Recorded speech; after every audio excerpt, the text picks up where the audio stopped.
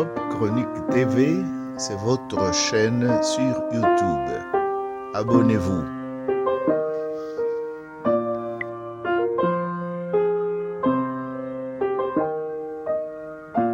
Ne manquez plus aucune émission. Voilà. Monsieur Étienne Tshisekedi, Mulumba, lui, est un des dirigeants peut-être le plus célèbre d'un parti qui appartient déjà à l'histoire du Zaïre. Je veux parler de l'UDPS, l'Union pour la démocratie et le progrès social, fondée en 1982 dans la clandestinité par ceux qu'on a appelés les 13. La création de ce parti, évidemment, a été ressentie comme un défi intolérable par le président Mobutu. Les 13 ont vécu des années difficiles. Monsieur Tshisekedi, vous avez connu la prison, le bannissement, mais il faut savoir aussi que vous n'avez pas été qu'un opposant au président Mobutu. Dans les années 60, vous avez collaboré avec le président Mobutu, vous avez été son ministre de l'Intérieur, de la Justice, ministre du Plan également. Et la première question que je voudrais vous poser nous renvoie précisément à cette époque-là. Je voudrais savoir quand vous avez changé d'opinion et d'attitude à l'égard du président Mobutu. Quand avez-vous pris conscience qu'il n'était plus possible pour vous de collaborer avec lui? Je vous remercie. D'abord, sachez que quand vous dites très bien que j'étais dans le gouvernement de M. Mobutu, ce n'était pas par le choix de M. Mobutu. J'étais député au moment où M. Mobutu venait de faire son coup d'État et il avait donné un semblant de collaborer avec le Parlement qui existait à ce moment-là, dont les membres venaient d'être élus au mois de mai 1965. Et en signe de cette collaboration, il a demandé aux députés, aux sénateurs que nous étions à ce moment-là de désigner par province une personne qui serait dans son gouvernement. C'est ainsi que j'ai fui désigné par mes collègues députés, sénateurs de ma province à ce moment-là qui s'appelait Sud Kasaï pour entrer dans le gouvernement de M. Mobutu où j'ai rempli les fonctions de ministre de l'Intérieur.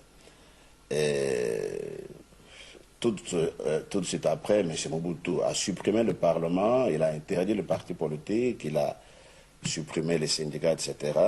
Et vous êtes resté ministre? Et je suis resté ministre, et bien sûr, immédiatement, je me suis mis avec d'autres collègues à faire pression sur M. Mobutu pour faire comprendre l'intérêt qu'il y avait à revenir à la vie démocratique normale.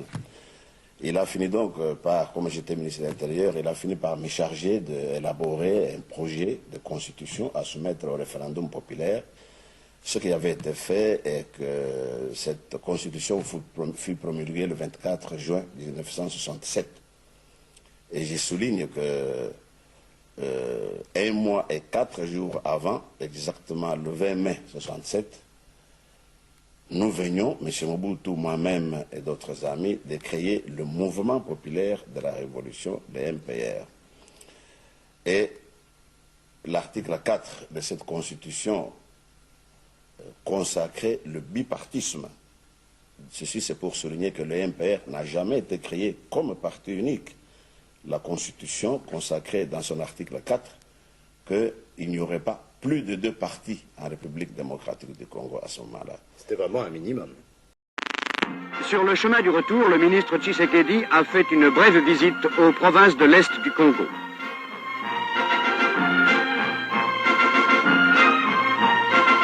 Les honneurs militaires lui furent rendus à son arrivée à Goma, où il fut accueilli par les autorités provinciales et locales, comme il le serait plus tard à Kindu, ainsi qu'à Luluabour et Mbuji-Mayi.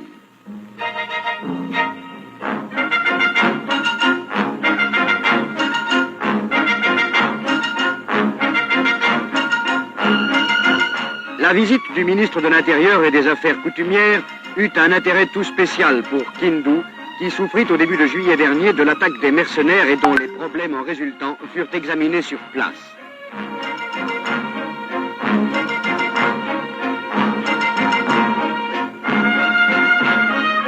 Cette visite ministérielle fut particulièrement émouvante à Kabaré, où se trouvent encore repliés les réfugiés de Bukavu. Le ministre eut pour eux des paroles de réconfort et d'espoir, tandis qu'il prit des mesures pratiques pour alléger leurs difficultés actuelles.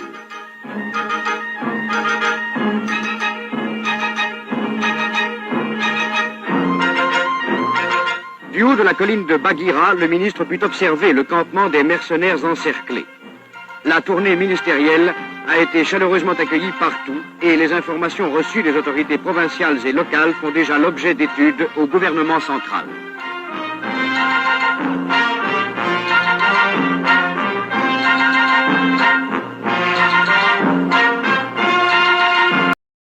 À voir sur Top Chronique TV sur YouTube. Monsieur Étienne Tshisekedi, ou Mulumba, lui est un des dirigeants peut-être le plus célèbre d'un parti qui appartient déjà à l'histoire du Zaïre. Je veux parler de l'UDPS, l'Union pour la démocratie et le progrès social, fondée en 1982 dans la clandestinité par ceux qu'on a appelés les 13. La création de ce parti, évidemment, a été ressentie comme un défi intolérable par le président Mobutu. Les 13 ont vécu des années difficiles. Monsieur Tshisekedi, vous avez connu la prison, le bannissement, mais il faut savoir aussi que vous n'avez pas été qu'un opposant au président Mobutu. Dans les années 60, vous avez collaboré avec le président Mobutu, vous avez été son ministre de l'Intérieur, de la Justice, ministre du Plan également. Et la première question que je voudrais vous poser nous renvoie précisément à cette époque-là. Je voudrais savoir quand vous avez changé d'opinion et d'attitude à l'égard du président Mobutu. Quand avez-vous pris conscience qu'il n'était plus possible pour vous de collaborer avec lui? Je vous remercie. D'abord, sachez que, quand vous dites très bien que j'étais dans le gouvernement de M. Mobutu, ce n'était pas par le choix de M. Mobutu. J'étais député au moment où M. Mobutu venait de faire son coup d'État. Et il avait donné un semblant de collaborer avec le Parlement qui existait à ce moment-là, dont les membres venaient d'être élus au mois de mai 1965. Et en signe de cette collaboration, il a demandé aux députés, aux sénateurs que nous étions à ce moment-là, de désigner par province une personne qui serait dans son gouvernement. C'est ainsi que j'ai fui désigné par mes collègues députés, sénateurs de ma province à ce moment-là, qui s'appelait Sud Kasaï, pour entrer dans le gouvernement de M. Mobutu, où j'ai rempli les fonctions de ministre de l'Intérieur. Tout de suite après, M. Mobutu a supprimé le Parlement, il a interdit le parti politique, il a supprimé les syndicats, etc. Et vous êtes resté ministre? Et je suis resté ministre, et bien sûr, immédiatement, je me suis mis avec d'autres collègues à faire pression sur M. Mobutu pour faire comprendre l'intérêt qu'il y avait à revenir à la vie démocratique normale. Il a fini donc par, comme j'étais ministre de l'Intérieur, il a fini par me charger d'élaborer un projet de constitution à soumettre au référendum populaire. Ce qui avait été fait est que cette constitution fut promulguée le 24 juin 1967. Et je souligne que 1 mois et 4 jours avant, exactement le 20 mai 1967, nous venions, M. Mobutu, moi-même et d'autres amis, de créer le mouvement populaire de la révolution, le MPR. Et l'article 4 de cette constitution consacrait le bipartisme. Ceci, c'est pour souligner que le MPR n'a jamais été créé comme parti unique. La constitution consacrait dans son article 4 qu'il n'y aurait pas plus de 2 partis en République démocratique du Congo à ce moment-là. C'était vraiment un minimum. Oui, un minimum qui venait de quelque chose. Je vous ai dit que je venais d'être élu député aux élections de 1965. Immédiatement après ces élections, nous, les élus politiques, très librement, sans que la Constitution nous y oblige, nous avons tenu absolument à supprimer tous ces partis à contour ethnique ou tribal. C'est ainsi que nous avons créé la CONACO, la Confédération nationale congolaise, parti qui était majoritaire, présidé par M. Moïse Tshombe.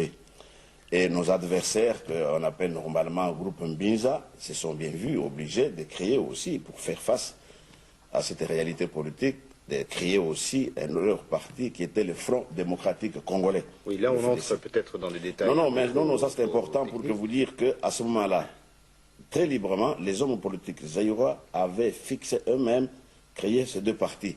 Vous étiez tous d'accord pour mettre de l'ordre dans la maison. Exactement. Donc c'est pour ça que le ministre de l'Intérieur, donc cette expérience, bien sûr, M. Mobutu y a mis fin avec son coup d'État, mais c'est comme ça qu'il faut un ministre de l'Intérieur que je devais faire cette constitution, ce projet de constitution. Il fallait absolument recommencer par l'expérience que, à laquelle notre histoire nous avait amenés. Donc c'est pour ça que vous pouvez comprendre pourquoi dans la Constitution de 67, nous nous sommes fixés à pas plus de deux partis politiques. C'est cela, mais enfin, votre collaboration avec le président Mobutu était fondée, j'imagine, sur un minimum de confiance à son égard. Absolument. À ce moment-là, je crois que la collaboration était exacte, parce que je ne pouvais pas, avec mes amis, l'amener à revenir à la vie démocratique normale s'il n'y avait pas collaboration. Alors, qu'est-ce qui a changé à un moment donné? Mais bien sûr, quelque chose devait changer. D'abord, immédiatement après ce projet, il m'a invité de l'intérieur pour la justice, après la justice, le plan. Au mois d'août 69, alors là, je n'étais pas seul, et tous les amis avec lesquels nous avions du poids autour de lui, il nous a envoyés à l'extérieur comme ambassade. Moi, j'étais à l'ambassade. Moi, j'étais envoyé comme ambassadeur du Zaïre au Maroc. Et au mois de mai 70, M. Mobutu réunit son congrès et supprime l'article 4 de la Constitution et institutionnalise le MPR, donc à la manière que vous connaissez, un parti dont les membres le sont par naissance. C'est à ce moment-là que vous avez été convaincu qu'on allait vers le régime personnel. C'est à ce moment-là que nous sommes rendus compte des réalités que ce monsieur allait nous amener très loin. Et bien sûr, vous savez, on ne pouvait pas engager la lutte tout de suite. Il était en position de force, on ne pouvait pas, à condition de se faire éliminer physiquement. Il fallait du temps. Et le temps, justement, nous avait été donné par la nouvelle réélection. Nous avons été réélus cette fois-ci démocratiquement aussi, parce que après la guerre de Chabat, nous croyons que le président Carter avait fait des pressions sur lui et nous avons eu des élections réellement démocratiques.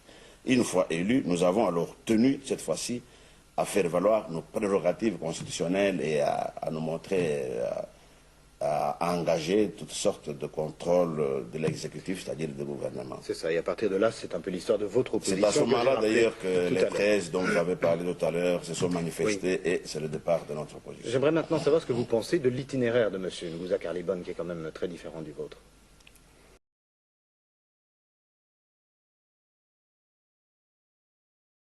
Maintenant, dépasser ce cap qu'on peut considérer comme cap difficile. Cap difficile puisqu'il y a des enfants qui ne dépassent pas 5 ans, qui meurent avant 5 ans et puis on n'en parle plus.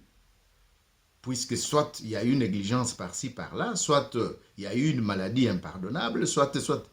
Mais maintenant, pour ceux qui...